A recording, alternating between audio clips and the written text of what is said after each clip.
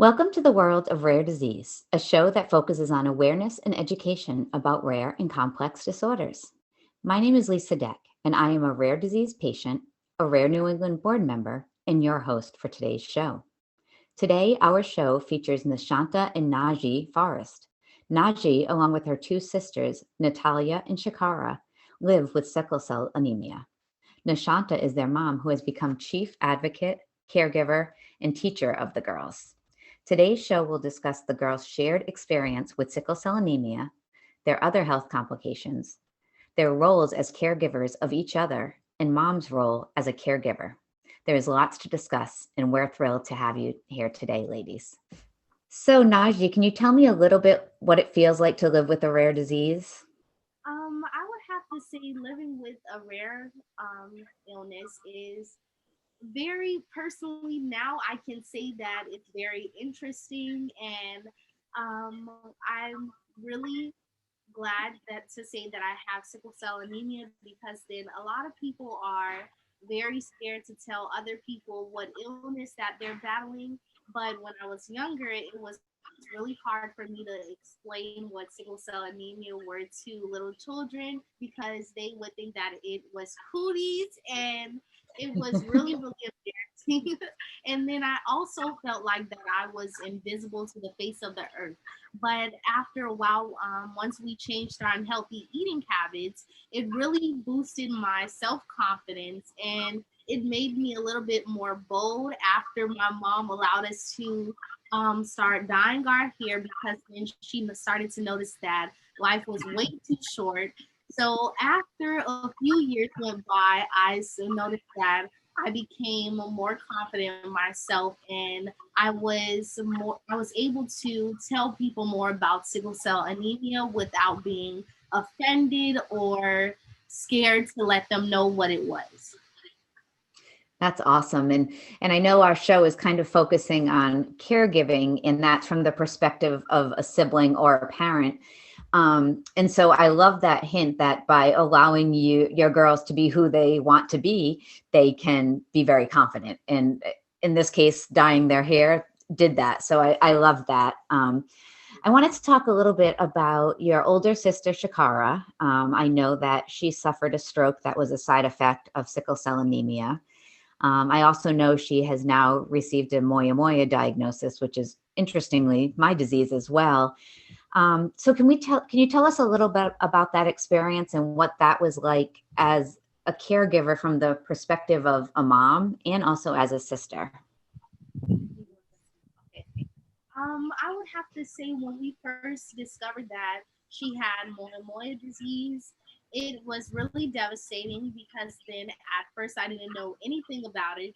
And once I started to learn more about it and do my research, I wanted to be able to bring more awareness to the disease because then not only because my sister had it, but just to hear more about it, it was since it was devastating for me, I felt like more people needed to know about the disease because then it's known but not as known as it should be. And um, also, my sister, just to be able to see her struggling with certain things, it was very sad for me. And I didn't like seeing my sister like that at all.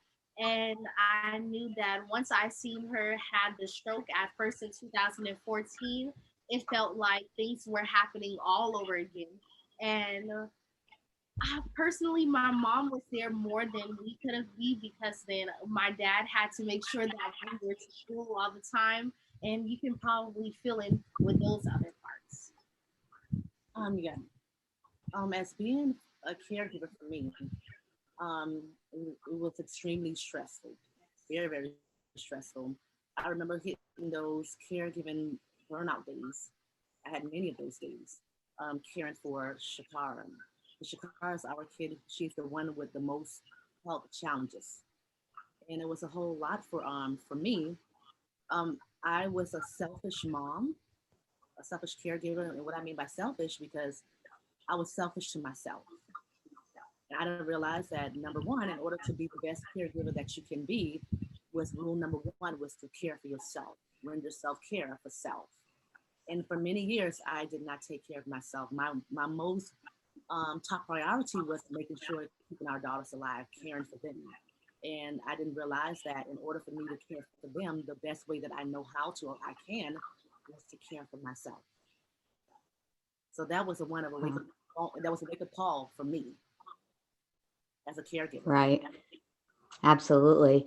And I know you mentioned to me, you talked about kind of even the girls caring for each other, and that's important Yes. to you that, that it's a team.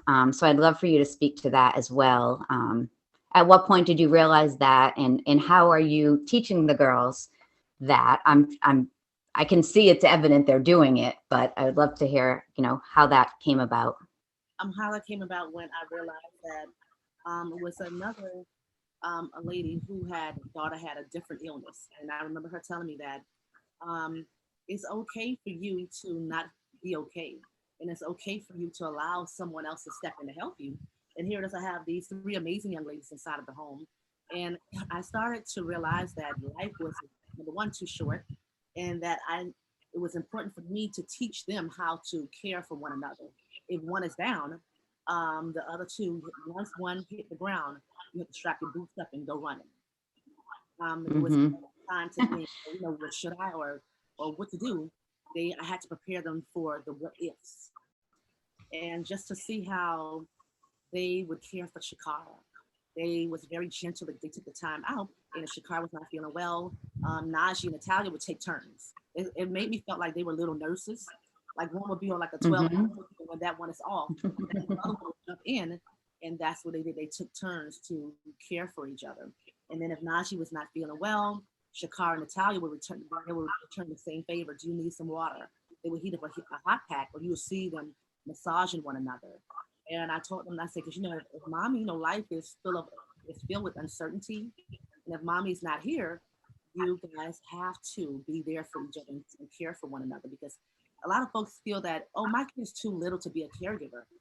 No, they're not. Once you have a child who has a chronic illness, that other sibling becomes like a caregiver to that sibling. And I'm sorry for cutting you off, but I also think that it's mainly because our mom always taught us that if it's whenever she has to go, and if she passes away, that we have to make sure that we take care of one another and make sure that we're still on our healthy eating path, no matter what's going on or what storm if you may be going through.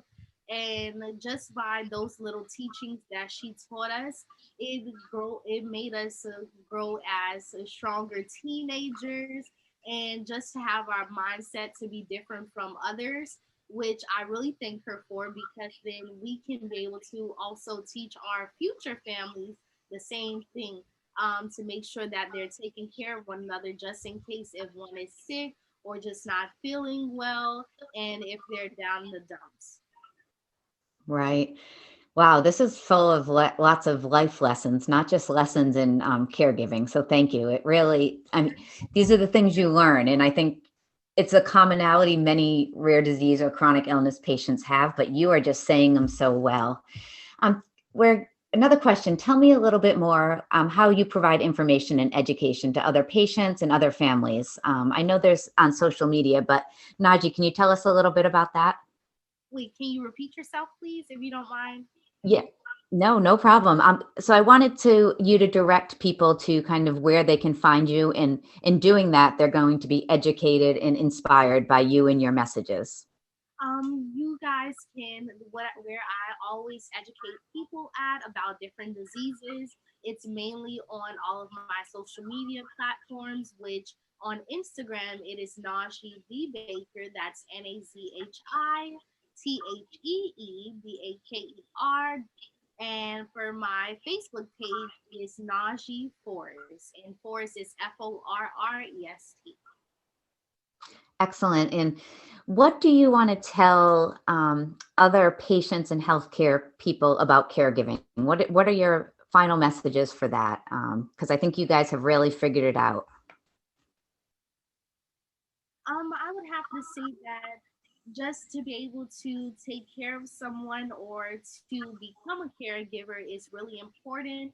And you can also help that person go through anything and just to basically, how can I say this? You can basically fight whatever they're going through with them, because then times can get very, very hard. And just to be able to keep that person company can give them tons of comfort, and they would feel a lot of love from you. And you can basically grow a bond with them, which is really, really important, family or friends. And I think that just being a caregiver on a whole is very important, and it's a really, really great role just to be called a caregiver. Excellent. Well, that's awesome. I thank you both for being here today. I know this was short and sweet, but really some great information. And I just can't wait to see what's coming next with Najee, because I see you changing the world. So keep it up. And you guys are a great family, and I'm really happy to know you. Thank Thank you. you. We're happy to know you also. Likewise. Before closing, we provide our viewers with an opportunity to share comments or ask questions from our prior shows. Rare New England in Motion is the perfect way to expand upon our mission of engaging with our community. Please send us your questions, comments to info@rarenewengland.org. We would also like to thank our show sponsors, Pfizer, Ultragenics, Vertex, Horizon, and the law offices of Weiner, Jackson, and Simmons for your continued support. We're always looking for other sponsors and guests, so please reach out to us via our website. That's our show for today. Thank you again, ladies, for being here. From all of us at Rare New England and all the patients and families who keep rare disease in motion, thank you for watching. And remember, when you hear hoofbeats, think horses, then think zebras. Thank you.